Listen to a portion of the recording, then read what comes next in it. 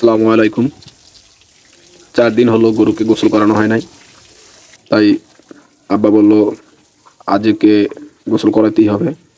গরুর আসলে অবস্থা খুব খারাপ হয়ে গেছিল, প্রচণ্ড গরমও ছিল। আর আমাদের জায়গাটা ভালো না থাকার কারণে গরু অতিরিক্ত ময়লা হয়ে গেছিল, যার কারণে দেখতেও খুব বিশ্রী দেখা গেছে। আবার আপনার গরু দুধ দোহানোর সময় প্রচুর ময়লা পড়তো, যার কারণে আব্বা বলল যে আজকে গোসল করাতেই হবে। তাই গোসল করাতে আসলাম। তা আইসা দেখি গরুর এমন অবস্থা, মানে প্রচুর ডলাডলির বড় ময়লা সরতেছিল না। তা আব্বা আমার কাজে হেল্প করতেছিল।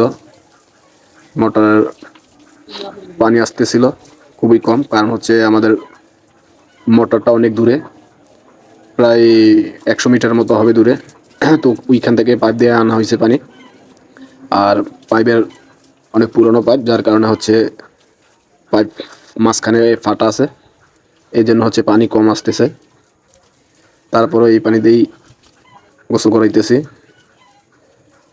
তো অনেকক্ষণ ডলাডলির পরে একটা সাইড পরিষ্কার হইলো, ওই সাইডটা একটু পরিষ্কার করতেছি। তাই আমাদের যতগুলা গাভী আছে তার মধ্যে এই গাভীটা প্রচুর ময়লা হয়।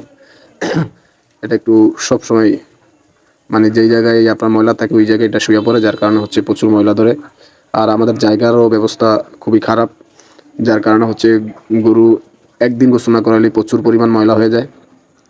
আর গরুকে আপনার নিয়ম প্রতিদিনই গোসল করানোর।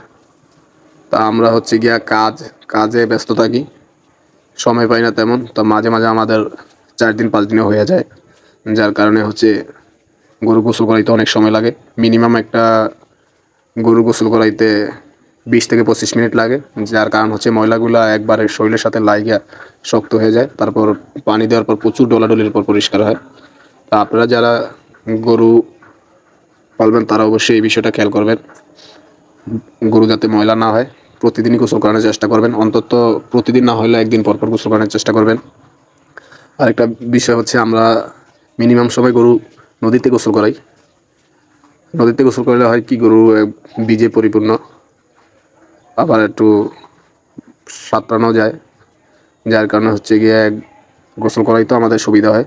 আর মোটরের পানি কম আসে, তো একবারে ভিজে না, তো একটু কষ্ট হয়। আবার গোসল করাই তো অনেক লেট হয়। তো এক এক করে আমি 3টা গরু গাভী অলরেডি গোসল করাইছি, আর একটা বাকি আছে। ওই পাশে এখন যে গাভীটা গোসল করাইতেছে এই গাভীটা আপনার প্রেগনেন্ট। এটা আলহামদুলিল্লাহ হয়তো বা 2-3 মাসের ভিতরেই বাচ্চা দিবে। তাই এখন আমরা 2টা গাভী থেকে দুধ পাই। ওইটা থেকে দুধ পাই আধা কেজি 1 কেজি, এই কারণে ছোটো গাভীটা থেকে আমরা দুধ দোয়াই না।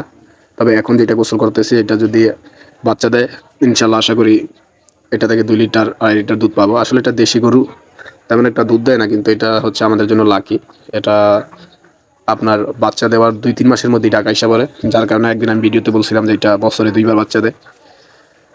যাই হোক, গরুকে নিয়মিত গোসল করানো উচিত, না হলে আপনার যেরকম অসুস্থ হয়ে যায়, পাশাপাশি গরুর বিভিন্ন রোগ হইতে পারে। তো গরুকে সবসময় পরিষ্কার রাখার চেষ্টা করবেন।